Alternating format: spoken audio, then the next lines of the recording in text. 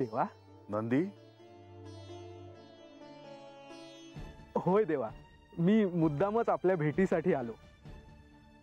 देवा, महाशिवरात्रीचा उत्सव जवळ आला आहे. सगळीकडे प्रसन्न वातावरण आहे. या उत्सवाच्या निमित्ताने सर्व भक्तांना आपले दर्शन होणार देवा. होय नंदी. देवा, ह्या वेळेस मला कैलासातील ते क्षण आठवतात. कैलासात आपण सर्वजण हा उत्सव किती उत्साहाने साजरा करायचो. होय नंदी, ते क्षण माझ्या देखील अजूनही स्मरणात आहे. कैलासातील सर्व भक्त गण यांना देखील आपल्या दर्शनाची इच्छा असणार. तू जे म्हणतो आहेस ते सत्य आहे. जेजुरी गडावर देखील उत्सवाची सिद्धता सुरू होईल. होय देवा, माझ्यासाठी काही आज्ञा असेल तर आपण सांगावी. निश्चितच. शुभम भवतु.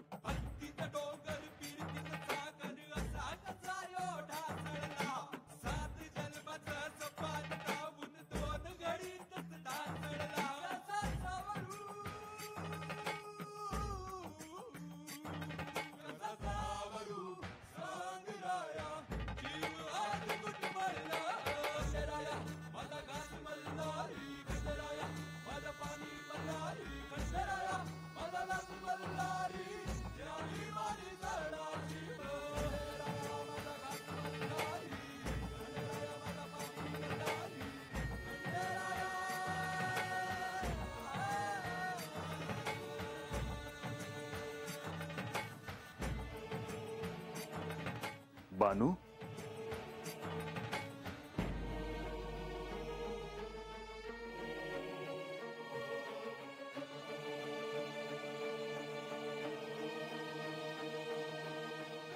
शुभम भवतु.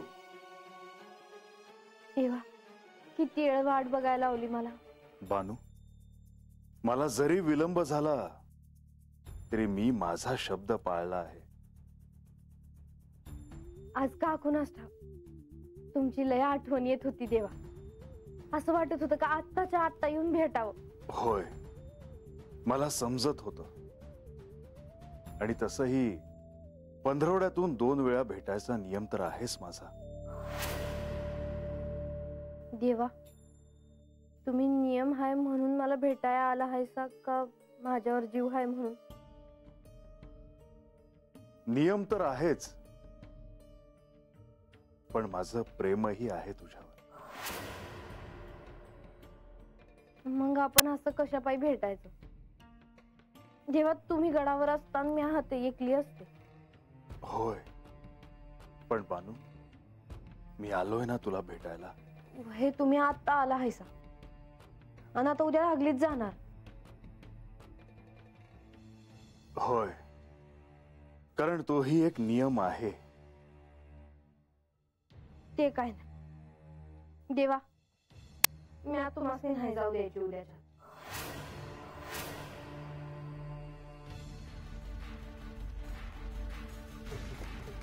बानू,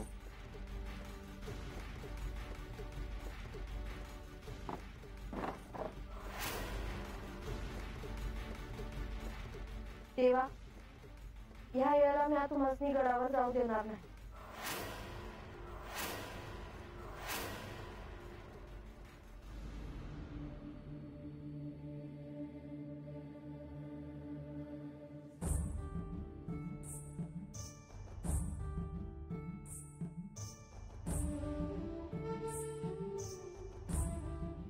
मी तुला काय आशीर्वाद देऊ कार्तिकेय? श्री खंडेराय बाहेर भेटले. त्यांनी देखील हेच विचारलं. माते, मला खरंच काही नको आहे. आपल्या दोघांशी बोलता यावं, आपल्यासोबत काही क्षण राहता यावं, एवढीच इच्छा आहे माझी. आजवर तू राजवाड्याच्या बाहेर थांबायचास, दुरूनच मला पाहायचास.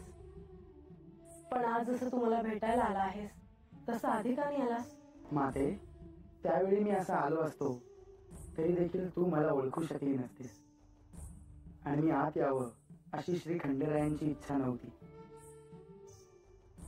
त्यावेळी यांनी काहीतरी विचार केला असेल. हो, आज कशी आठवण आली मातेची? सांगतो. महाशिवरात्र जवळ आली आहे. म्हटलं आपल्या दोघांचं दर्शन घ्यावं, उत्सवासाठी काही हवं नको ते पाहावं म्हणून आलो. मला वाटलंच तू येशील. कैलासात सगळे गण आपली प्रतीक्षा करत आहेत. त्यांना सगळ्यांना सांग की मी त्यांना बोलावले आहे म्हणून. कैलासात मी सगळ्यांसाठी भोजन करायचंय. त्यांना काय हवं काय नको हे पाहायचंय. सगळं आठवतंय मला. तुला स्मरण झाले आहे हे जेव्हा त्यांना कळलं तेव्हा कैलासात देखील उत्सव साजरा झाला.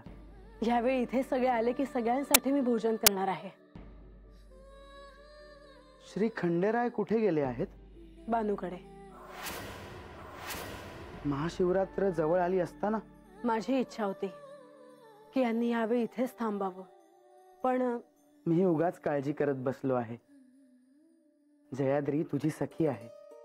तूच हे सारं घडवत आहेस. हे इतकं सोपं नाही कार्तिकेय. माते, तू अस्वस्थ का आहेस? मी घेतलेल्या निर्णयाचा मला पश्चाताप होऊ नये म्हणजे झालं. तसं काही घडणार अशी चावल लागल्यास मला हाक मारावी माते. होय, आज्ञा असावी. हे काय, तू आलास आणि चाललास देखील? मी तुझ्यासाठी भोजन करते, तू विश्रांती घे. नाही माते, तुझ्याशी बोललो खूप बरं वाटलं. सैन्य माझी प्रतीक्षा करत असेल, त्यांना मी तसंच सोडून आलो आहे. मला निघायला हवं. येतो मी तुझी वाट पाहते आहे.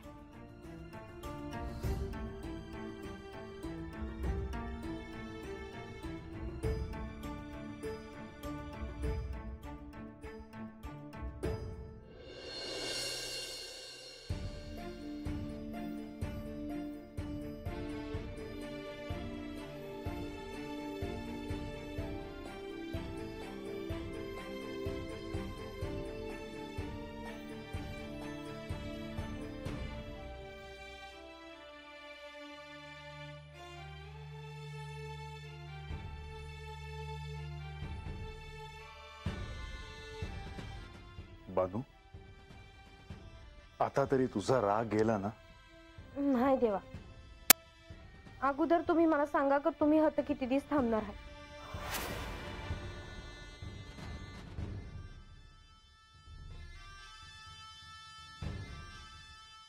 बानू, मला उद्या जावं लागेल.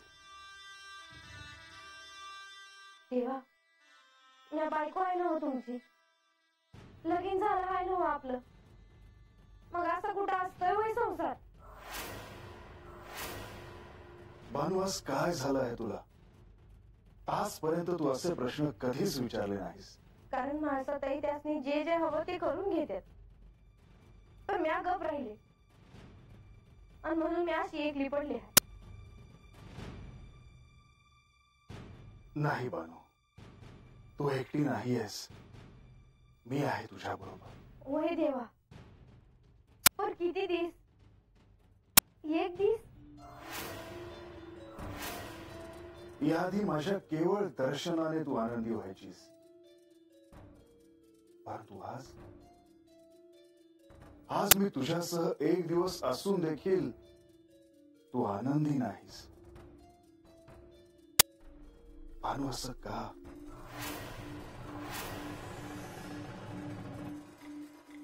कारण तेव्हा म्या बी संसाराचं सपान बघितलं होतं. मला असं वाटलं होतं का आज न उद्या मला तुमच्या संग राहायला मिळेल. पहिलं सोन्याचा राजवाडा नसत, पण असं एक घर असत जिथं मला माझा संसार थाटता येईल. तसं आता मला काही कमी नाही बघ. काय उन्हा पडत नाही. घरावर न धान्याची पोती येत्या. तुम्ही दागिनं देता, कापड बी पाठवता, तर तुम्हीच नसाल तर ह्या समजायचं काय करू म्या? बानू, तू आज माझ्याशी असं काही बोलशील असं मला वाटलं नव्हतं. मग मी कधी बोलू देवा? असं काय आहे का तुम्ही महासताईंचं ऐकता, त्यांच्या संग राहता, पण तुम्ही माझ्या संग राहत नाही? माझा आधी म्हाळसेशी विवाह झाला आहे, तेव्हा स्वाभाविकपणे प्रथम पत्नीचा मान मला तिला द्यावाच लागेल. पण मी आपली तुमची दुसरी बायको आहे देवा. त्याच अधिकारानं मी तुम्हाला सांगते तर तुम्ही गडावर नाही जायचं. बानू, मला जावंच लागेल.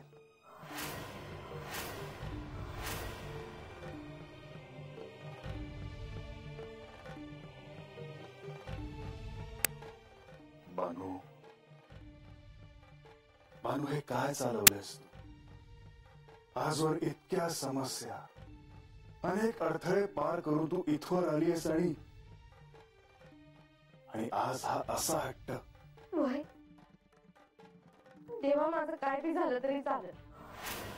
मी या दरवाजामध्ये बसू नये, तुमचं पाय धर, पण मी तुम्हाला नाही जाऊ द्यायची. आपण ह्या क्षणी देखील आनंदात राहू शकतो. आणि असं असताना तू उद्याचा का विचार करत आहेस? उद्याचं उद्या पाहूया.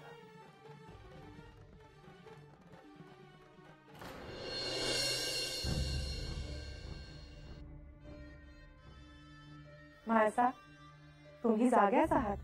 हो देवी. देवी, आम्ही गडावर रात्रीचे सगळीकडे फिरून आलो. आपण इथे दिसलात म्हणून आम्ही आपली भेट घेण्याकरता आलो. आम्ही महाशिवरात्रीसाठी नियोजन केलं आहे, ते तुम्हाला सांगावं म्हणून आलो. काय ठरवलंय तुम्ही? सर्वप्रथम नारद मुनींना सांगून सगळ्यांना निमंत्रण पाठवले आहे. हे उत्तम झाले. देवी, गडावर देव देवी, नवग्रह, ऋषीमुनी तसंच सर्व भक्तांची निवासाची आणि अन्नप्रसादाची सोय करायला सांगितली आहे. आपण हे सगळे केले असताना मला काही करण्याची आवश्यकताच नाही. असं कसं? तुम्हाला काही सुचवायचं असेल तर सांगा. मला केवळ एकच शंका आहे देवी. आपण ही सगळी व्यवस्था केली असताना उत्सव मूर्ती इथे असायला हवेत. देवी, आपण असं का म्हणत आहात? बंधू जयाद्रीला म्हणजेच बानूला मी खूप चांगलं ओळखते. तिचा संयम सुटत चालला आहे. त्यात हे तिला भेटायला गेले आहेत. यांना परत येता आलं म्हणजे झालं. मला एकच वाटतं, श्री खंडेराय भोळे आहेत, त्यांनी परस्पर कोणतंही वचन द्यायला नको. मलाही तशी काळजी वाटते आहे देवी. देवी, तशी वेळ आलीच तर आपण पाहू काय करायचं ते. वेळ पडल्यास मी स्वतः त्यांना घेऊन येईन.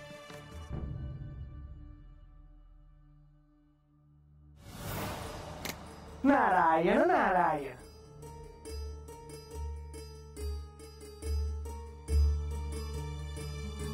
नारदा, काय वार्ता आहे? आपण ओळखले असेलच, परंतु मी आपल्याला औपचारिक निमंत्रण द्यायला आलो आहे. यावेळी जेजुरी गडावर महाशिवरात्रीचा भव्य महाउत्सव साजरा होणार आहे. श्री विष्णूंनी आपल्याला आमंत्रण द्यायला सांगितले. अद्भुत आनंद सोहळा आहे हा.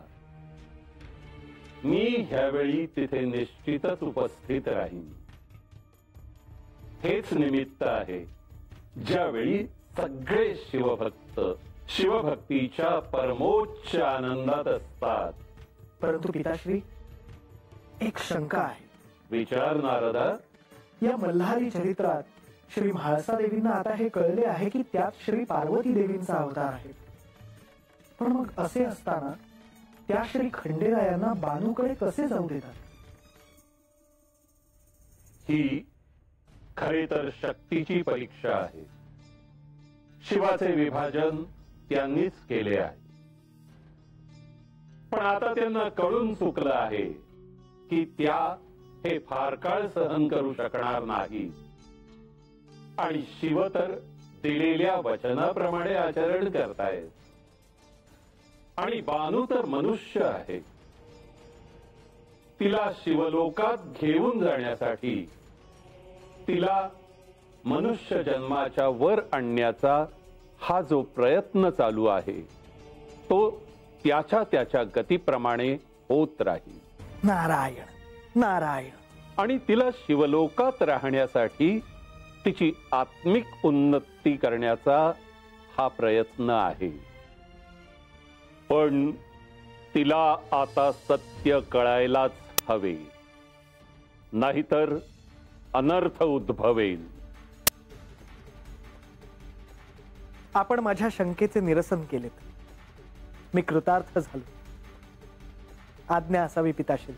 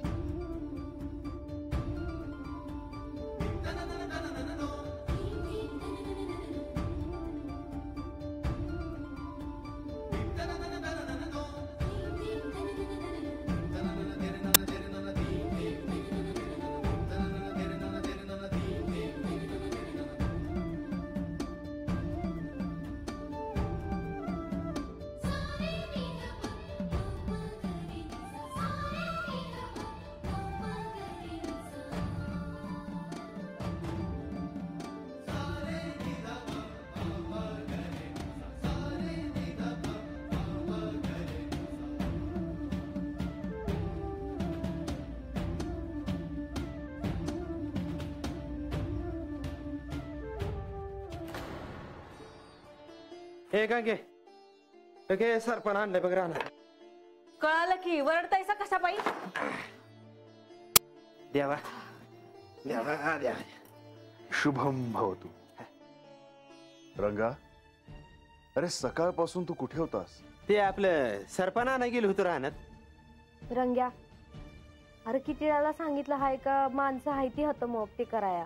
अगं आता कशा पाहिजे नेता राहस. हा मी आहे की.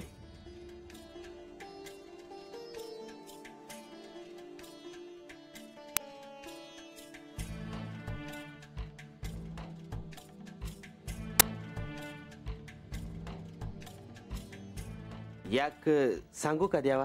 बोल रंगा. नाही म्हणजे तुम्ही हत आला लय चांगलं झालं बघा. म्हणजे आम्ही असतोय हात बानुसनी काय हवं न ग बघतोया. पर तशी एकलीच असती या देवाची. पण खरंच बर झाला तुम्ही हात आला ते. नाही म्हणजे तुम्ही आता आलायसा तर मॉप दिस राहा. नाही म्हणजे आमसनी बी तुमची सेवा करायला मिळेल. रंगा, मला तुमची भावना कळत आहे, परंतु मला तसं नाही करता येणार. मला गडावर जावंच लागेल.